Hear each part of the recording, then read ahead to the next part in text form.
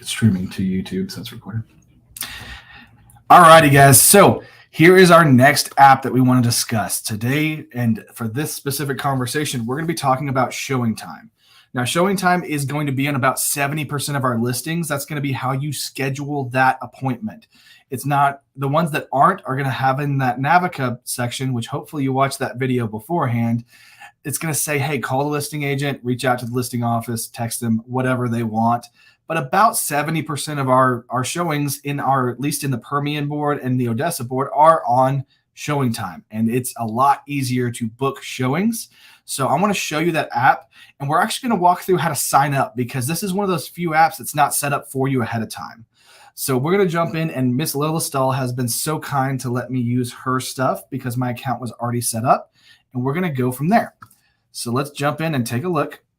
So showing time is this lovely little app that has this kind of orange clock looking thing along with some hands. And that's exactly what it is a clock. So we're going to jump in there and sign in. So this is the first time Sarah's ever been in here. It's going to be just like your experience right now. So when you click on it, it's going to say register on this bottom left-hand time. And then we're going to enter the email that you gave to the MLS. So we're going to put that in real fast. And by real fast, I mean slowly, because I'm a slow typer.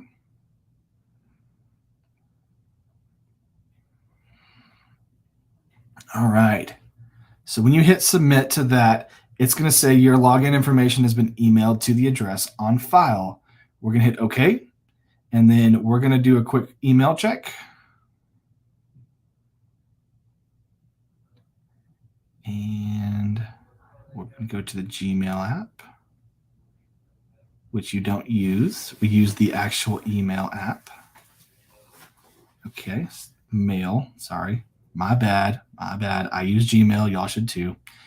All right, we'll go to the mail app. Here's our showing time password reset. It says a request has been submitted to reset the password for this account. Click go. So we've got our username, Sarah Lillistahl. We're going to create a new password. It's going to take us back into the app, and we're going to put in our password. So we're going to put in our password real fast. Submit that. All right, now we're going to log in. So we'll log in to the app. Sometimes it does ask for your license ID. Sometimes it doesn't.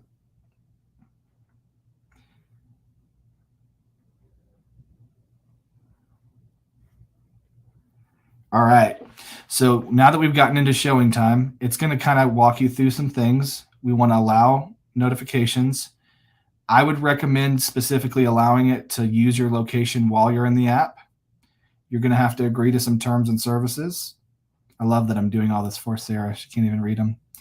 And then it's going to bring us into the hamburger menu. In the top left-hand corner, 3 lines, we call that a hamburger menu. And this is where we're going to find information. And so if we found a property before in our Navica app that we want to schedule a showing on, we can now click schedule a showing.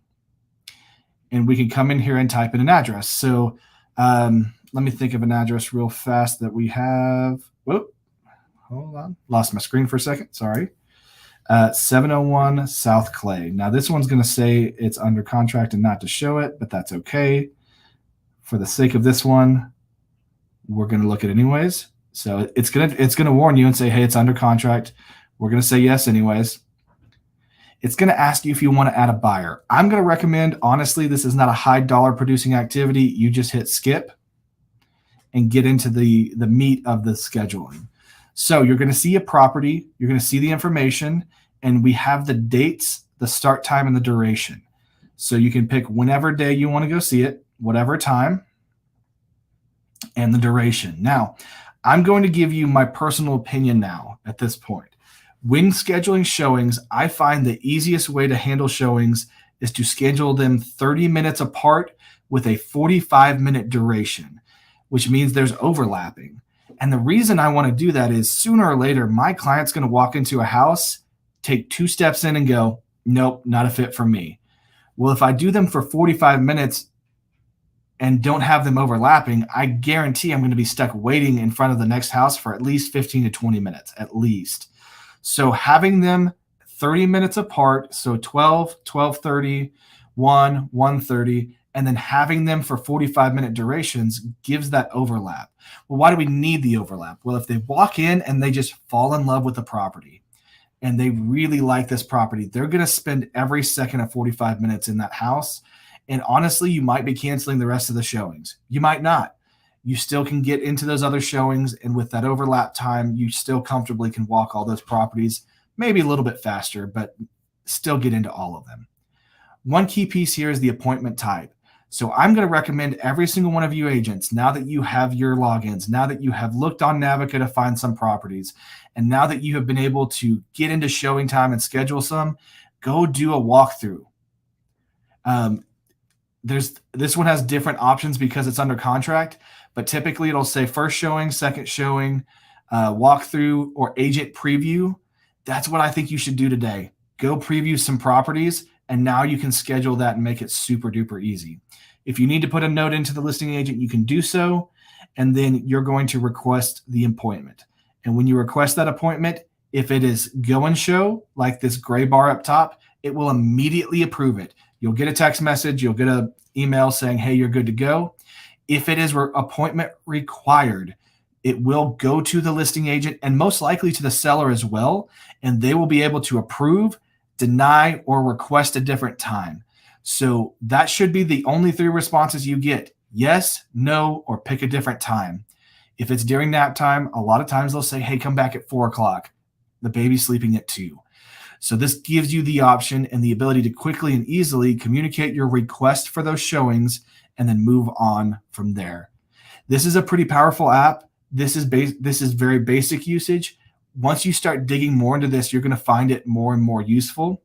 If you do find yourself in a location where you need to use the near me section, it's nice. You can pull up these properties and go, hey, there's this property. Maybe you were driving by it and you want to see if it's available as a go and show. Well, if I was near Crestgate here, it says go and show, I can immediately book that showing and we can go in right then. So if you're out and about with the clients, very powerful tool. Also recent, I use this very often because I forget what houses we looked at, especially if we look at like 10, and I can go back and then say, hey, we need to go see this one again, and I don't have to start the process over for finding that property. Also, if you have your own listings, you can view and edit your own instructions on your listings. This is also where your feedback is going to come from. When you show a property through showing time, it's going to ask you to give feedback. If you're a listing agent, you're going to see the feedback on my listings, which Sarah won't have any, or listings I've shown. So this is feedback you've given. Please, please, please give this feedback. It is very helpful to the listing agent and very helpful for you to begin to understand different parts of the market and segments within that. So this is the Showing Time app. This is how you're going to book those showings. So you found the properties with the Navica app. It said to go to Showing Time. You can call that number, but this is way easier. Use the app and check it out. If you have any questions, put them in the comments below or shoot me an email at tim.lester@kw.com. Look forward to the next video.